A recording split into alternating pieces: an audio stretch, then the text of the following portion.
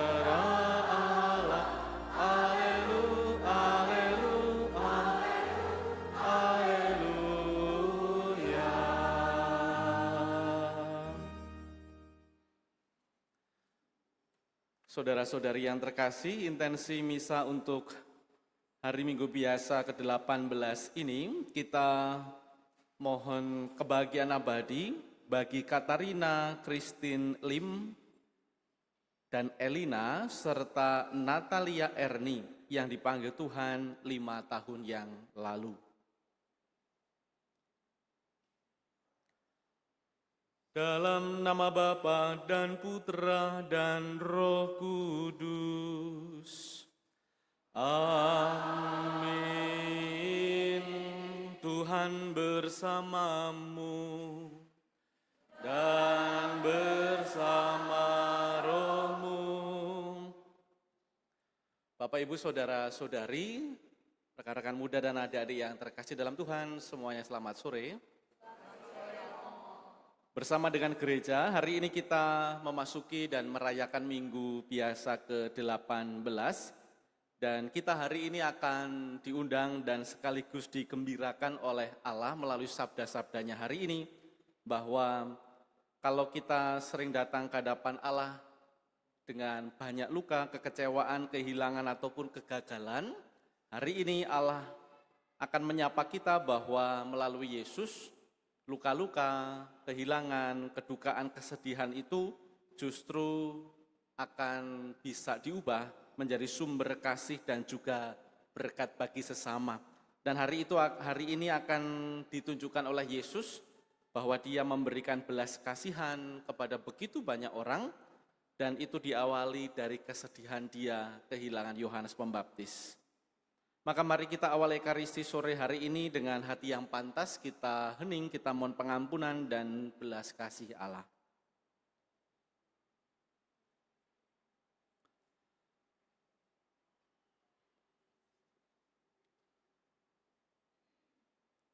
Tuhan Yesus Kristus, Engkau penuh belas kasih terhadap mereka yang lapar dan miskin.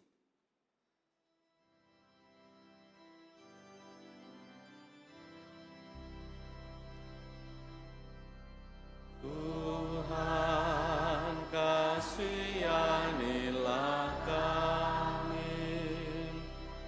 Tuhan, kasihanilah kami. Engkau berdoa atas 5 roti dan 2 ikan untuk dibagi-bagikan kepada orang banyak dengan bantuan murid-murid-Mu.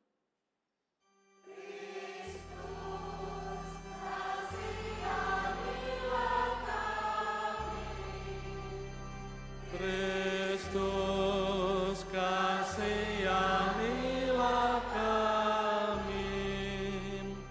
Engkau telah memberikan sabda-Mu, bahkan tubuh dan darah-Mu sebagai rezeki rohani bagi kami.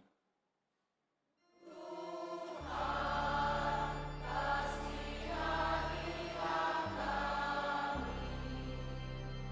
Tuhan, kasihanilah kami. Semoga Allah yang Maha Kuasa mengasihani kita, mengampuni dosa kita, dan mengantar kita ke hidup yang kekal. Amin. Kemuliaan kepada Allah di surga. Damai di bumi kepada orang yang berkenan padanya. Kami memuji Dikau, kami meluhurkan Dikau, kami menyembah Dikau, kami memuliakan Dikau, kami bersyukur.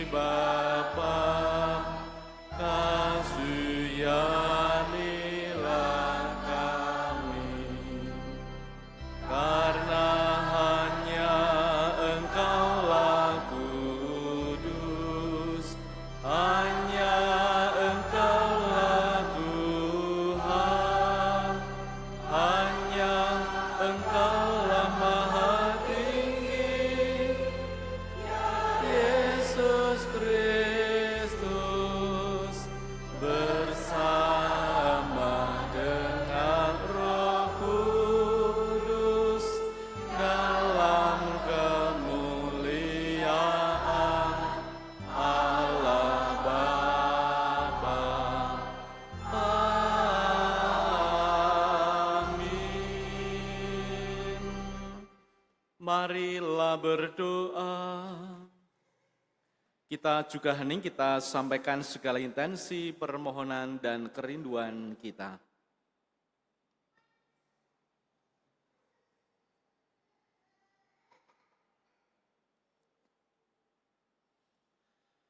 Allah Bapa yang Maha Pengasih, kami bersyukur karena setiap orang yang berkekurangan, Engkau beri anugerah, dan yang lapar Kau beri makan. Ajarilah kami untuk menimba semangat dari Ekaristi ini, dengan berani berbagi berkat kepada sesama kami, dengan pengantaraan Tuhan kami Yesus Kristus Putra-Mu, yang hidup dan berkuasa bersama Dikau dalam persatuan Roh Kudus, hidup dan berkuasa Allah sepanjang segala masa. Amin.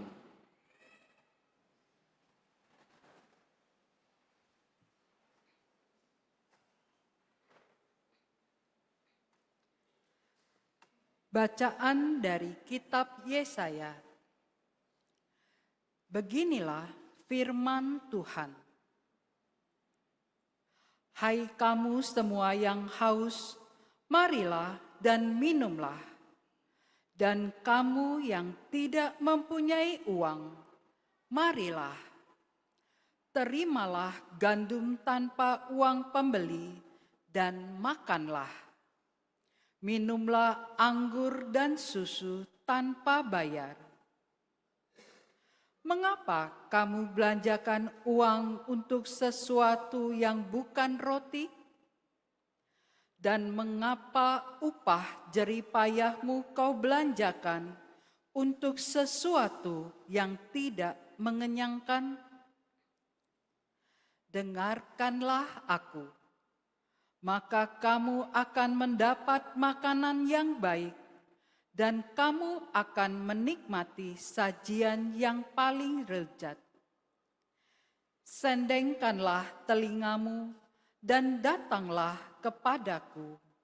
Dengarkanlah, maka kamu akan hidup. Aku hendak mengikat perjanjian abadi dengan kamu, menurut kasih setia yang teguh yang kau janjikan kepada Daud. Demikianlah sabda Tuhan. Syukur kepada Allah.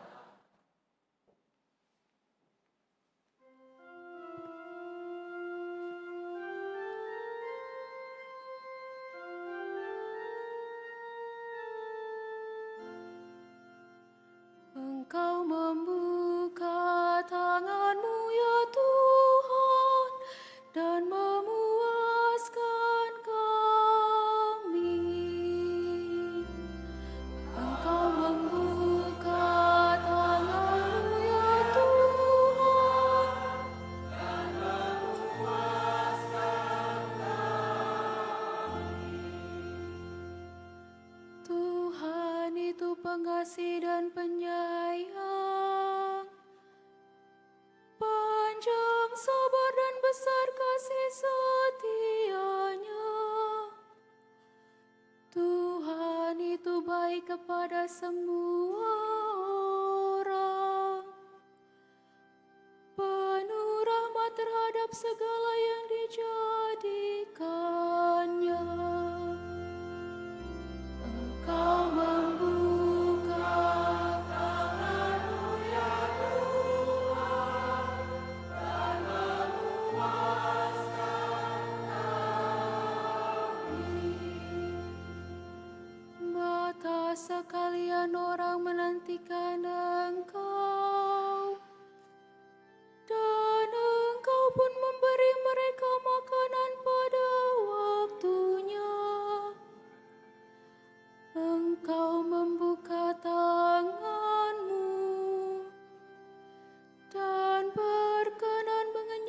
segala yang hidup. Engkau membuka tangan-Mu ya Tuhan, dan memuaskan kami. Tuhan itu adil dalam segala jalannya, dan penuh kasih setia dalam segala perbuatannya. Tuhan dekat pada setiap orang yang berseru kepadanya, pada setiap orang yang berseru kepadanya dalam kesetiaan. Engkau membuka tangan-Mu ya Tuhan, dan memuaskan kami.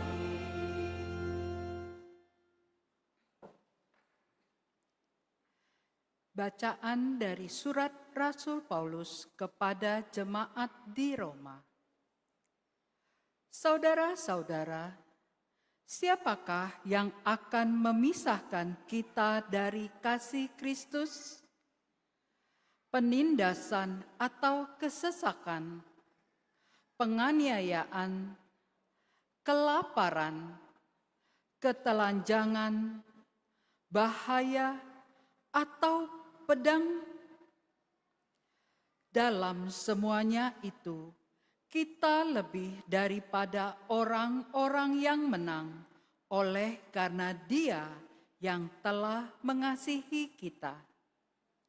Sebab aku yakin, baik maut maupun hidup, malaikat-malaikat maupun pemerintah-pemerintah, baik yang ada sekarang maupun yang akan datang, atau kuasa-kuasa, baik yang di atas maupun yang di bawah, atau sesuatu makhluk lain manapun, tidak akan dapat memisahkan kita dari kasih Allah yang ada dalam Kristus Yesus, Tuhan kita.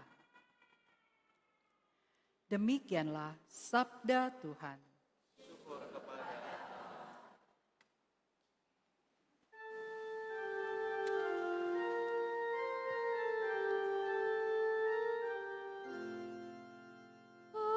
Haleluya, haleluya, haleluya.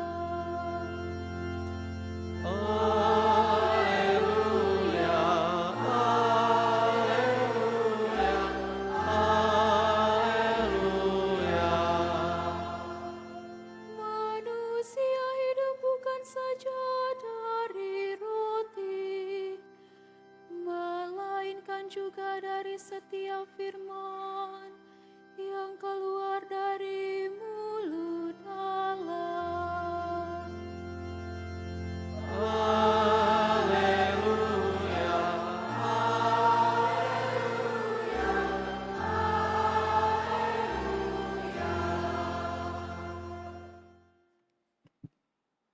Tuhan bersamamu dan bersama rohmu. Inilah Injil suci menurut Matius. Dimuliakanlah Tuhan. Sekali peristiwa setelah mendengar berita pembunuhan Yohanes Pembaptis, menyingkirlah Yesus dengan naik perahu. Ia bermaksud mengasingkan diri ke tempat terpencil, tetapi orang banyak mendengarnya dan mengikuti dia dengan mengambil jalan darat dari kota-kota mereka. Ketika Yesus mendarat, ia melihat orang banyak yang besar jumlahnya, maka tergeraklah hatinya oleh belas kasihan kepada mereka, dan ia menyembuhkan mereka yang sakit. Menjelang malam, para murid datang kepada Yesus dan berkata, Tempat ini terpencil dan hari mulai malam. Suruhlah orang banyak itu pergi, supaya mereka dapat membeli makanan di desa-desa. Tetapi Yesus berkata kepada mereka, tidak perlu mereka pergi, kamu harus memberi mereka makan. Jawab mereka, pada kami hanya ada 5 buah roti dan 2 ekor ikan. Yesus berkata, bawalah kemari kepadaku. Lalu ia menyuruh orang banyak itu duduk di rumput. Setelah itu Yesus mengambil 5 roti dan 2 ikan itu. Sambil menegadah ke langit, ia memberkati. Memecah-mecahkan roti itu, memberikannya kepada murid-muridnya. Para murid lalu memberikannya kepada orang banyak. Maka semuanya makan sampai kenyang. Kemudian potongan-potongan roti yang sisa dikumpulkan sebanyak 12 bakul penuh. Yang turut makan kira-kira 5.000 orang laki-laki, tidak termasuk perempuan dan anak-anak.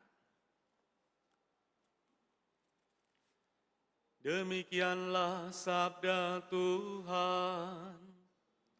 Terpujilah Kristus.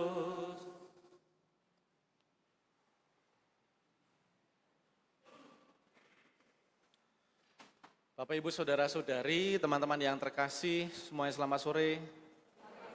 Semoga sehat bahagia sore ini. Amin. Kisah hari ini tentang Injil, itu tentang 5.000 orang yang diberi makan. 5.000 beneran atau lebih? Pasti lebih, karena dikatakan tadi tidak termasuk perempuan dan anak-anak. Maka yang dihitung cuma laki-laki itu pun 5.000, maka kalau diandaikan ada keluarga, mereka punya istri, punya minimal 1 anak, sudah 15.000 itu kan. Maka tidak persis 5.000 tetapi pasti lebih. Banyak yang mengira-ngira para pengkhotbah hari ini lalu mengaitkan bahwa para pemerintah kita itu buat MBG karena terinspirasi bacaan hari ini gitu ya. Perkara benar atau tidak saya tidak sangat urusan ya. Artinya mereka harus kamu beri makan itu ya. Barangkali ada benarnya tetapi saya tidak atau kita tidak perlu ke sana ya. Intinya Indonesia lagi dikasih makan sama pemerintah. Bahwa lagi ribet korupsi dan seterusnya, okelah kita doakan agar reda gitu ya. Nah, teman-teman saudara-saudari yang terkasih, 5.000 orang yang didata oleh kitab suci hari ini, mereka makan dan ternyata memang lebih orangnya dan lebih juga makanan yang tadi dikira itu kurang.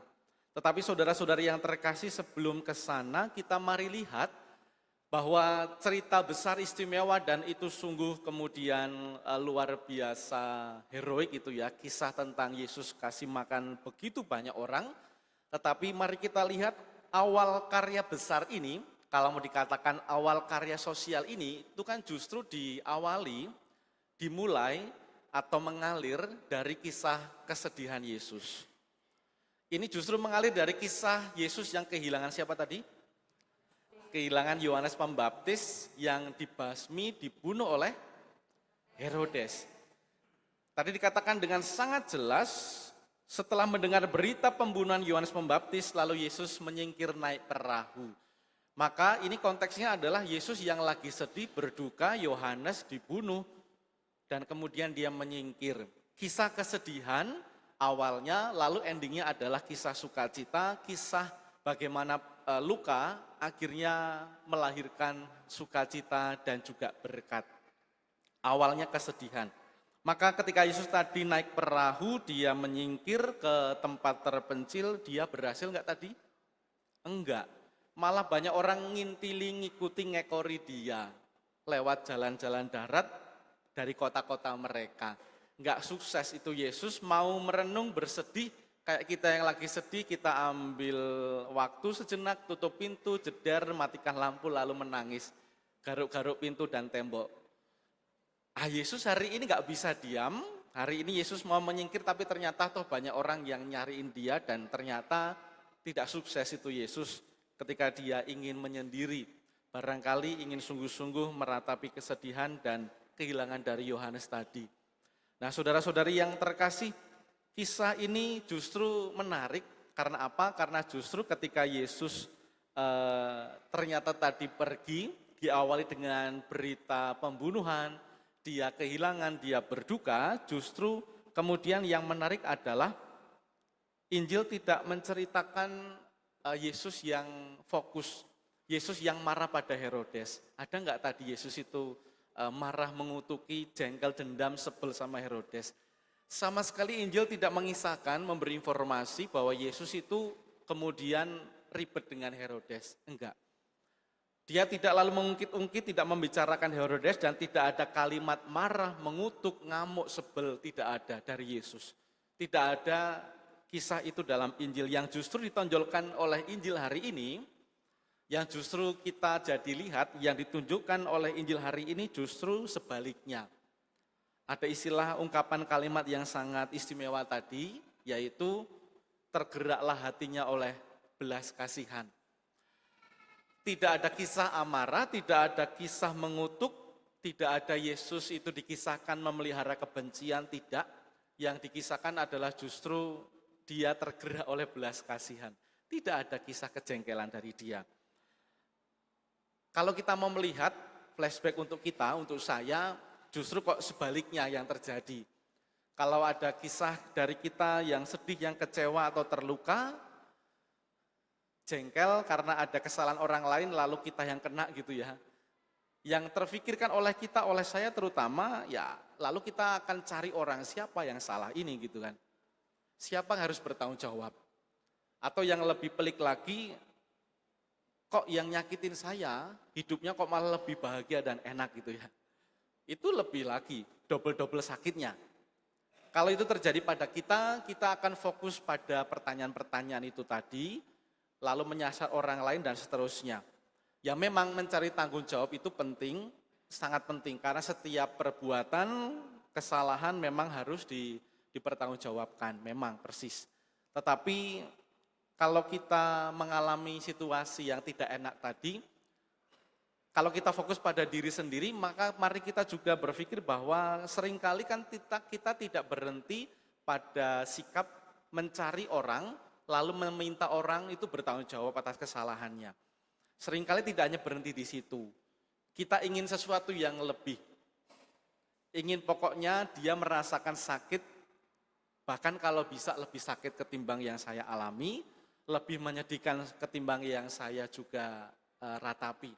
Kita harus buat dia menderita, pokoknya harus dihakimi, harus lebih terluka, dan seterusnya. Pokoknya harus mengalami penderitaan yang sama. Kalau bisa ajak yang lain untuk kita hasut supaya ikut benci orang itu. Atau beberapa kali yang kita lihat, saya lihat, kalau kita nggak kesampaian dendamnya, lalu kita buat status WA atau di media sosial. Pernah atau sering? Anggap aja nggak pernah ya, lihat aja di sekitar kita. Nggak kesampaian kita sebel sama orang, kita lalu mempermalukan dia dengan macam-macam hal yang bisa kita buat di zaman yang serba modern ini. Beberapa kali saya lihat itu nyasar, nyerempet-nyerempet nama orang. Atau kelompok-kelompok tertentu atau komunitas. Kalau kita lihat pasti ikutan sebel itu ya. Lalu beberapa kali kemudian saya komentari, kalau berani langsung ke orangnya gitu kan. Langsung aja, ketimbang di WA nanti multitafsir dan seterusnya. Kalau semuanya disampaikan di media sosial, ya oke, terserah hak orang, tetapi yakinlah hanya 99% yang, hanya 1% yang melihat, 99 yang lainnya bertepuk tangan itu ya. Enggak akan ada yang peduli. Nah maka saudara-saudari yang terkasih, kalau kita sudah buat tadi, apa perasaannya? Balas dendam itu lalu kemudian mengatakan kepada kita jadi lega gitu ya.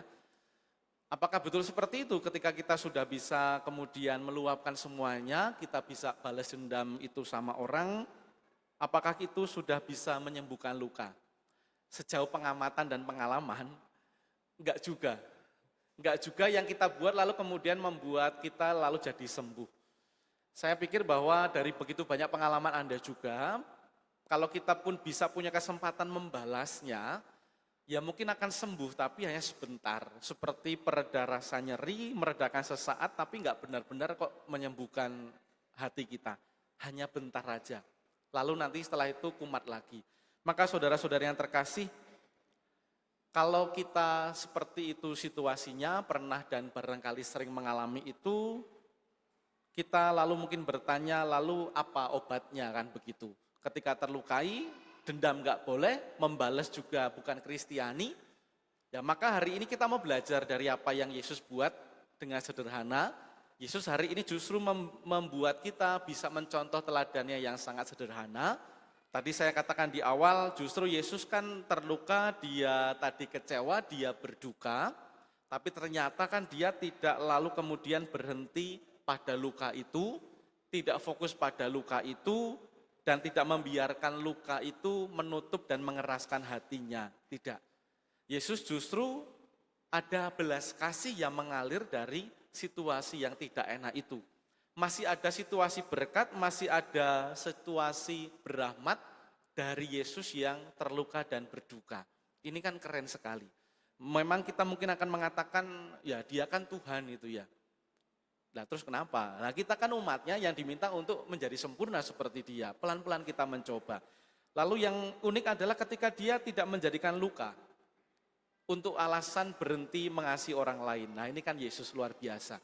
Maka mari kita melihat bahwa Yesus ini kan sedang terluka, tetapi dia menjadi penyembuh bagi yang lain. Itu kan luar biasa.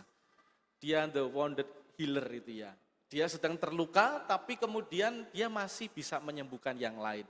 Situasi yang kadang berbalik dari saya, dari kita semua. Nah saudara-saudari, situasi seperti ini, dari penyembuh, dari yang luka menjadi penyembuh, dari situasi luka bisa kok menjadi orang yang tetap mengasihi. Paling tidak kita punya dua contoh konkret. Pertama, dari situasi luka ternyata tidak selalu melahirkan dendam.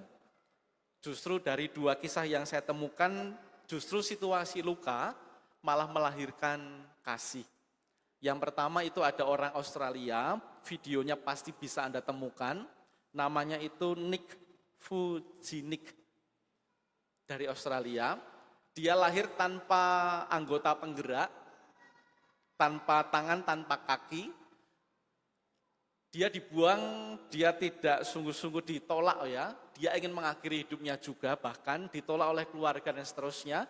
Tetapi justru hari ini jutaan orang berkat kesaksiannya justru menjadi dikuatkan oleh Nick ini dari Australia. Dan dia punya satu ungkapan yang keren menurut saya. Dia mengatakan, kalau saya tidak mendapatkan mujizat, tapi saya ingin menjadi mujizat bagi yang lain. Dia merasakan bahwa dia tidak lengkap hidupnya dengan tangan dan kaki yang tidak ada. Dia mengatakan, kalau saya tidak mampu, tidak punya mujizat dari Allah, tapi saya yakin saya pasti bisa menjadi mujizat bagi yang lain. Ini Nick Vujicic itu ya, dari Australia. Videonya sangat banyak dan bahkan dipakai untuk video-video inspiratif. Yang kedua, saya juga punya teman penyintas kanker. Setelah situasinya mulai mereda, teman saya ini kemudian berjuang juga akhirnya menjadi relawan di sebuah rumah sakit dan tempat-tempat penyintas kanker. Nah, mengapa dia buat seperti itu? Dia mendampingi pasien-pasien kanker, ternyata dia tahu persis bagaimana rasanya takut, rasanya menangis, rasanya sendirian dan tanpa harapan. Maka dia kemudian menjadi lebih peka atas situasi yang juga dialami oleh saudara-saudara yang lain. Dia penyintas kanker, lalu dia menjadi relawan untuk yang lain. Maka ternyata begitulah cara Tuhan membuat orang mengubah luka menjadi berkat. Maka saudara-saudara yang terkasih, ternyata luka mulai bisa disembuhkan ketika orang berhenti menyalurkan dendam, lalu akhirnya mulai menyalurkan kasih. Praktis ini tidak mudah, maka mari hari ini kita bawa segala luka kita, dari keluarga, dari pasangan, dari persahabatan, situasi pengkhianatan yang kita alami, atau kehilangan orang yang kita cintai, atau sekedar kita malam minggu butuh pacar yang menemani dan mendengarkan, dia malah main game sama temannya.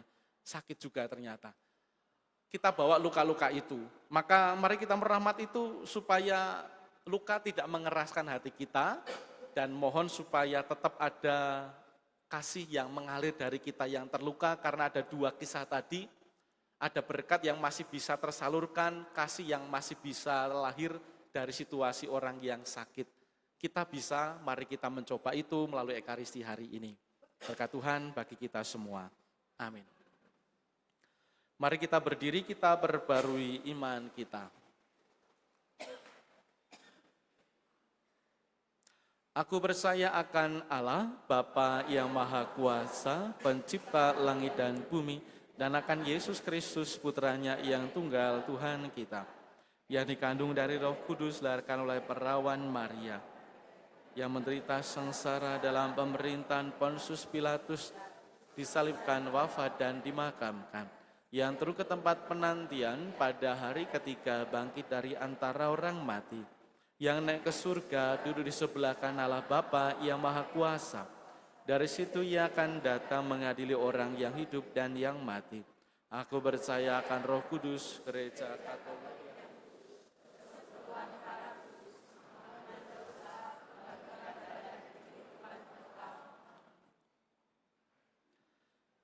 Saudara-saudari, ketika orang banyak yang mengikutinya mulai lapar, tergeraklah hati Yesus oleh belas kasihan, maka mari kita panjatkan doa ke hadapan Bapa.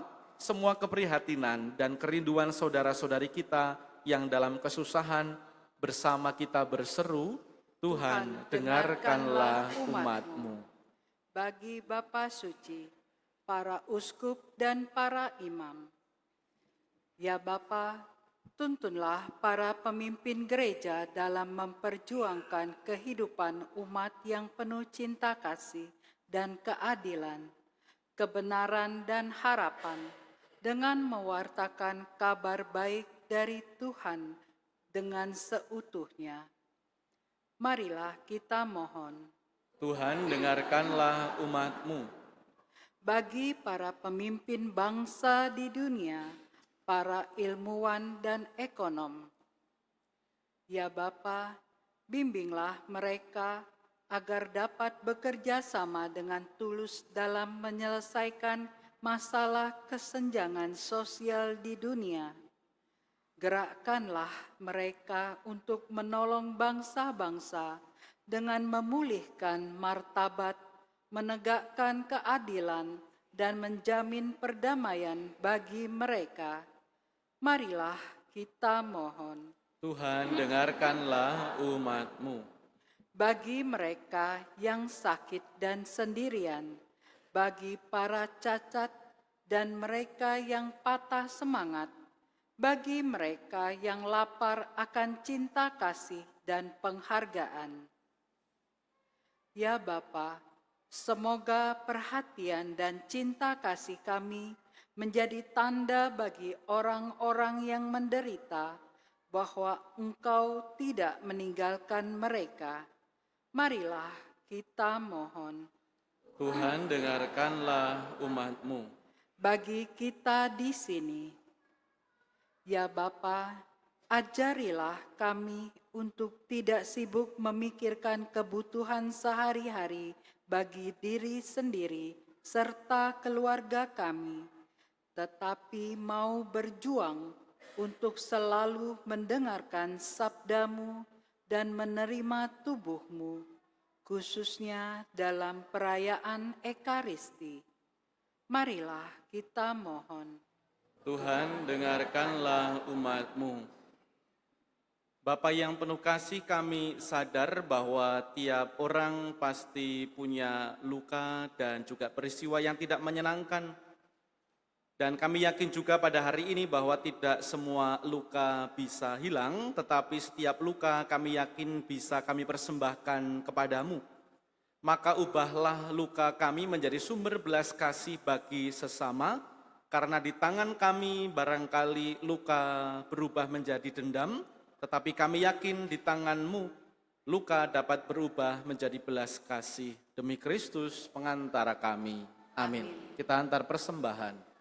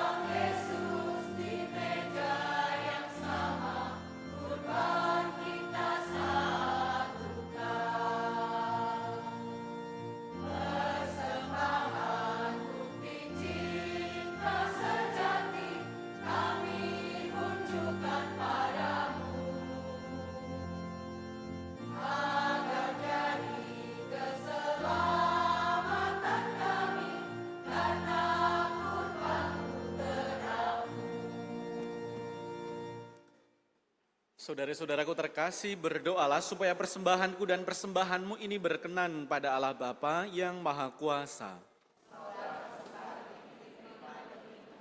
Dan keselamatan kita serta seluruh umat Allah yang kudus.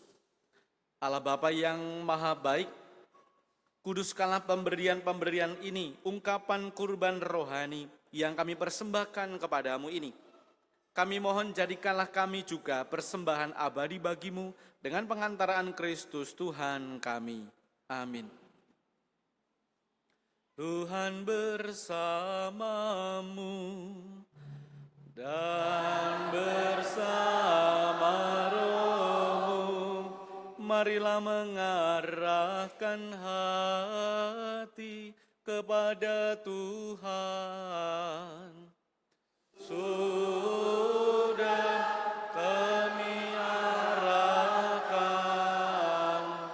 marilah bersyukur kepada Tuhan Allah kita. Sudah layak dan sepantasnya. Sungguh pantas dan benar, layak dan menyelamatkan bahwa kami selalu dan dimanapun bersyukur kepadamu Tuhan Bapa yang kudus, Allah yang maha kuasa dan kekal dengan pengantaraan Kristus Tuhan kami. Kami bersyukur kepadamu Allah Bapa yang mulia dan murah hati. Kami meluhurkan Dikau sumber segala kebaikan dan cinta kasih. Engkau menanam daya cinta di dalam hati manusia dan dimanapun orang saling mencinta, Engkau menampakkan dirimu dalam mereka. Engkau mengasihi kami manusia lebih daripada seorang ibu menyayangi anak kandungnya sendiri. Kasih sayangmu terhadap kami telah Engkau nyatakan dalam diri Yesus, hamba-Mu yang setia saudara kami. Dia rela menanggung maut yang mengerikan guna menghidupkan dan membahagiakan kami. Maka kami bersyukur kepadamu dan memuliakan Dikau bersama seluruh umat pilihanmu di surga dan di dunia dengan bernyanyi.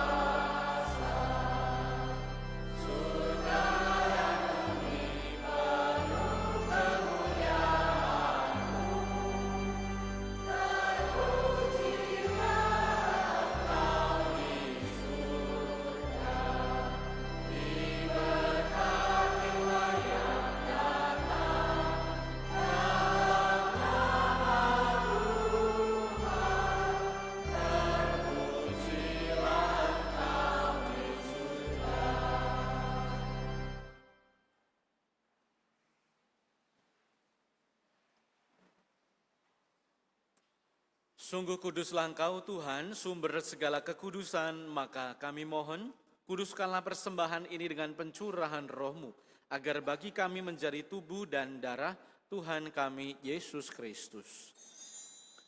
Ketika Dia diserahkan untuk menanggung sengsara dengan rela, Dia mengambil roti dan sambil mengucap syukur, Dia memecah-mecahkan, lalu memberikannya kepada murid-muridnya seraya berkata, "Terimalah dan makanlah kamu semua. Inilah tubuhku yang diserahkan bagimu."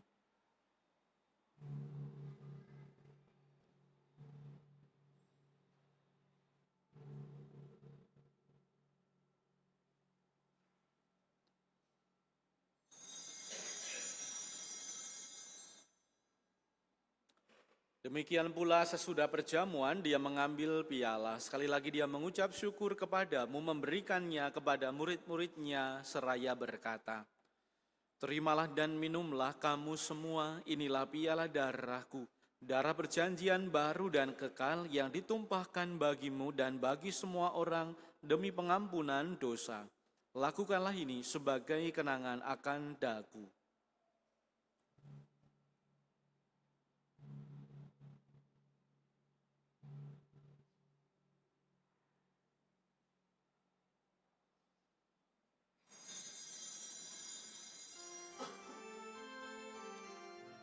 Marilah mewartakan misteri iman kita.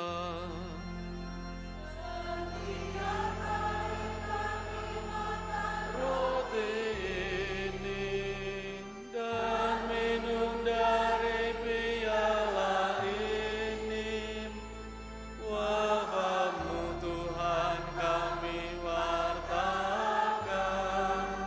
hingga Engkau datang. Sambil mengenangkan wafat dan kebangkitan Kristus, kami mempersembahkan kepadamu Bapa roti kehidupan dan piala keselamatan. Kami bersyukur sebab kami Engkau anggap layak menghadap Engkau dan berbakti kepadamu. Dan kami mohon, semoga kami yang menerima tubuh dan darah Kristus dihimpun menjadi satu umat oleh Roh Kudus. Ingatlah Tuhan akan gerejamu yang tersebar di seluruh bumi agar Engkau menyempurnakannya dalam cinta kasih. Dalam persatuan dengan Paus kami Leo ke-14 dan Uskup Agung kami Yohanes, serta Aloysius Uskup Emeritus dan semua rohaniwan. Ingatlah juga akan saudari-saudara kami yang telah meninggal dengan harapan akan bangkit, terutama yang kami doakan dalam Ekaristi ini, bagi kebahagiaan abadi Katarina Christine Lim, Elina, dan Natalia Erni. Juga akan semua orang yang telah berpulang dalam kerahiman-Mu, dan terimalah mereka semua dalam cahaya wajah-Mu. Kami mohon kasihanilah kami semua agar kami Engkau terima dalam kebahagiaan abadi, bersama Santa Perawan Maria, Bunda Allah, Santo Yosef mempelainya, para rasul dan semua orang kudus sepanjang masa yang hidupnya berkenan padamu. Semoga kami pun Engkau berkenankan, turut serta memuji dan memuliakan Dikau dengan pengantaraan Yesus Kristus Putra-Mu. Dengan pengantaraan Dia, bersama Dia, dan dalam Dia, bagi-Mu Allah Bapa yang Maha Kuasa, dalam persekutuan dengan Roh Kudus, segala hormat dan kemuliaan sepanjang segala masa. Amin. Amin.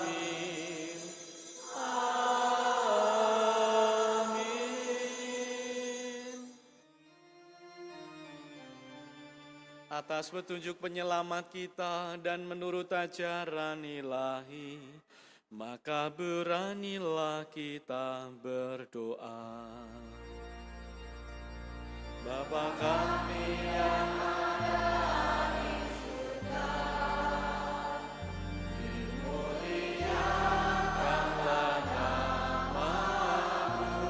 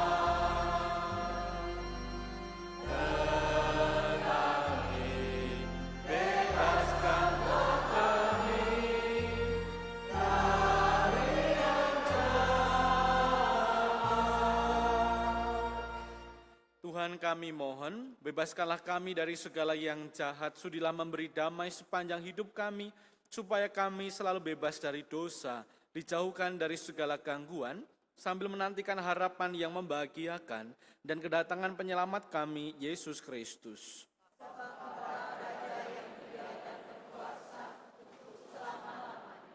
Tuhan Yesus Kristus, Engkau bersabda kepada para rasul-Mu, damai kuku tinggalkan bagimu, damai kuku berikan kepadamu.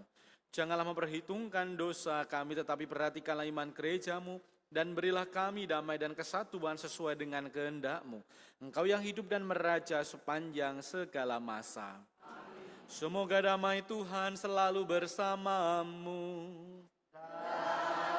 Bersama rohmu, damai Kristus.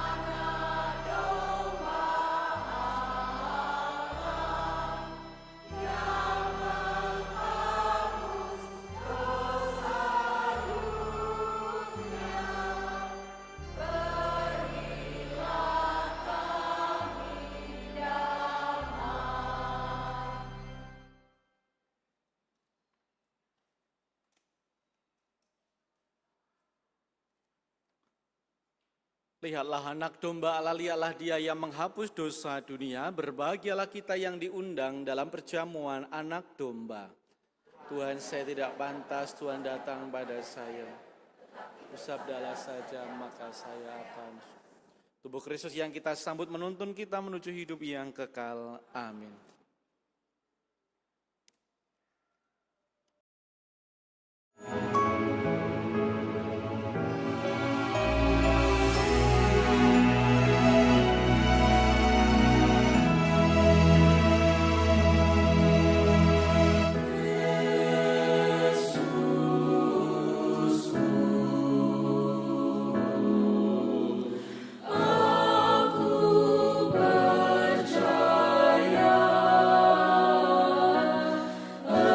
Engkau sungguh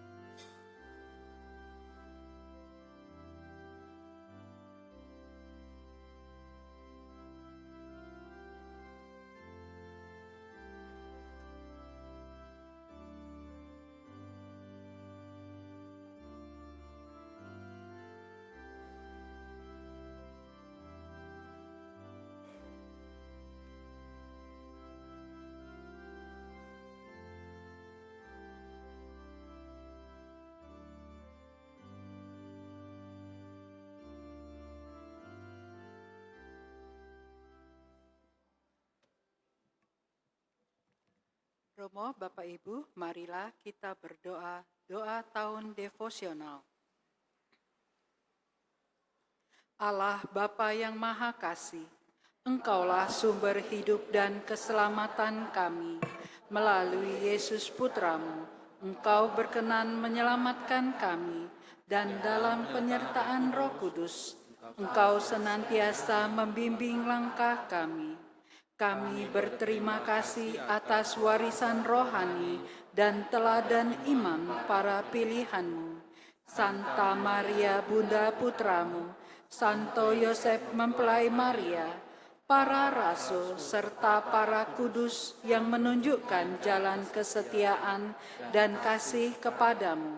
Melalui hidup mereka, kami belajar untuk mencintai-Mu dan sesama kami dengan tulus. Bimbinglah langkah kami agar tetap teguh dan bijak di tengah godaan dunia, rendah hati dalam pelayanan, serta menjadi garam dan terang bagi sesama. Semoga melalui devosi kami, iman kami semakin kuat, dan hidup kami menjadi pujian bagi nama-Mu. Dengan pengantaraan Yesus Kristus Putramu, Tuhan dan Penyelamat kami, kini dan sepanjang masa. Amin. Kemuliaan kepada Bapa dan Putra dan Roh Kudus, seperti pada permulaan, sekarang, selalu, dan sepanjang segala abad. Amin. Para kudus Allah, doakanlah kami. Tuhan, Engkau telah memberi kami roti surgawi yang lezat dan nikmat. Marilah berdoa. Allah Bapa yang Maha Murah, kami bersyukur atas kemurahan-Mu dalam rupa rezeki surgawi Ekaristi yang telah kami terima ini. Kami mohon semoga kerelaan-Mu untuk berbagi hidup juga menggerakkan kami untuk berani mengorbankan diri demi terciptanya kesejahteraan bersama dalam masyarakat kami, seraya mengharapkan datangnya kerajaan-Mu yang abadi. Dengan pengantaraan Kristus Tuhan kami. Amin.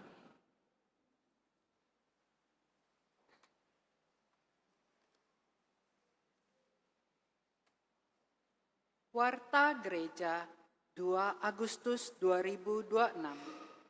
1. Pendaftaran baptis bayi dan anak. Akan diadakan pembaptisan bagi bayi dan anak usia balita hingga 9 tahun pada hari Minggu 23 Agustus 2026 pukul 11 siang bertempat di Gereja Hati Kudus. Formulir pendaftaran dapat diambil di Sekretariat Paroki setiap hari pukul 8 sampai 12 siang. Batas akhir pengumpulan formulir pada hari Kamis 19 Agustus 2026. 2. Seminar Kebangsaan Paroki Hati Kudus. Seksi Kerawam Paroki Hati Kudus akan mengadakan seminar kebangsaan dengan tema Devosi Politik yang akan diadakan pada hari Rabu 12 Agustus 2026 pukul 18.30 sampai selesai. Bertempat di Gereja Hati Kudus dengan narasumber Romo Wahyu Tri Haryadi SDY dan Bapak Dr. Insinyur Hendro Setiawan MM. Pendaftaran dapat menghubungi Ketua Lingkungan atau Ibu Pingping. 3. Seksi Sosial Paroki Hati Kudus. Pembagian bantuan sosial Paroki Hati Kudus pada hari Minggu 9 Agustus 2026 pukul 9 sampai dengan 11 siang bertempat di Pastoran Gereja Hati Kudus. 4.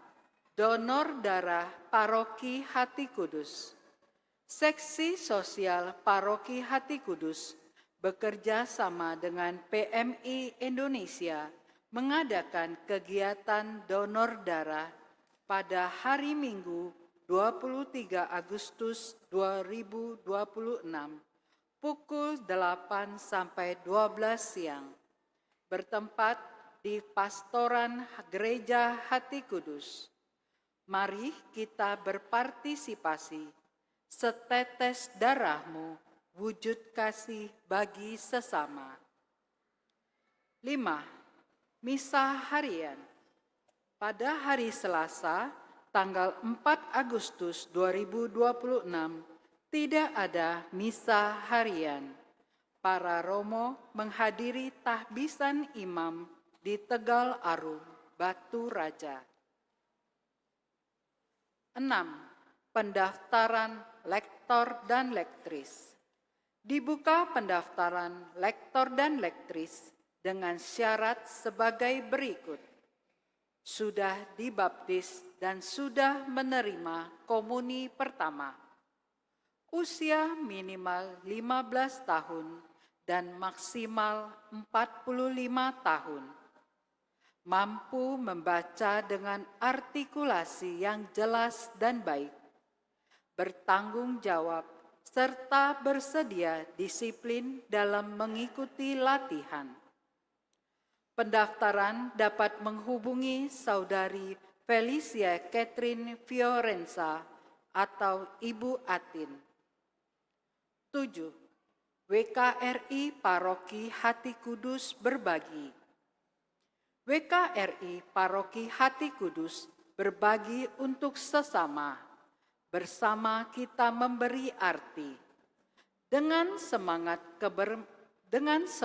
kemerdekaan, WKRI Paroki Hati Kudus mengadakan kegiatan berbagi kebahagiaan dengan sesama pada hari Minggu 9 Agustus 2026 pukul 11 sampai dengan selesai. Bertempat di depan Gereja Hati Kudus. Laporan kolekte 26 Juli 2026.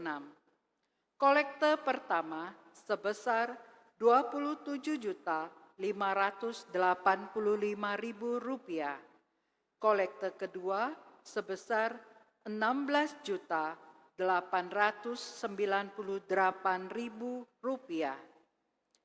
Terima kasih atas kemurahan hati umat. Demikianlah warta gereja minggu ini.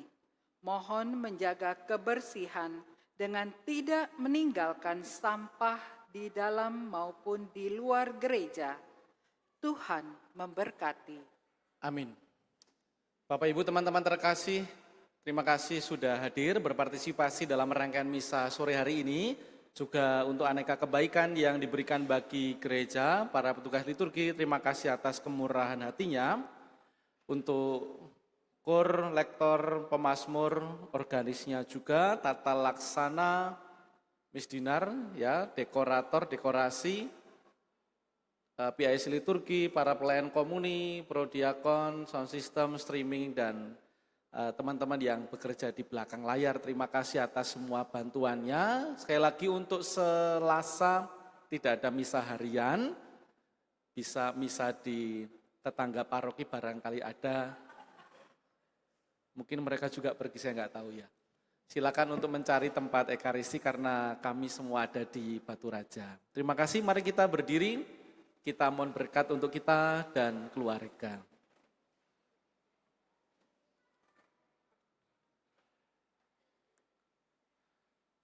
Tuhan bersamamu dan bersama rohmu. Kita sekalian, keluarga, orang-orang yang kita kasihi, kita doakan. Karya pelayanan, usaha pekerjaan, segala rencana hidup dan istirahat malam ini diberkati, dibimbing dan dilindungi oleh Allah yang Maha Kuasa, Bapa dan Putra dan Roh Kudus. Amin. Saudara terkasih, pergilah, misa sudah selesai. Syukur kepada Allah.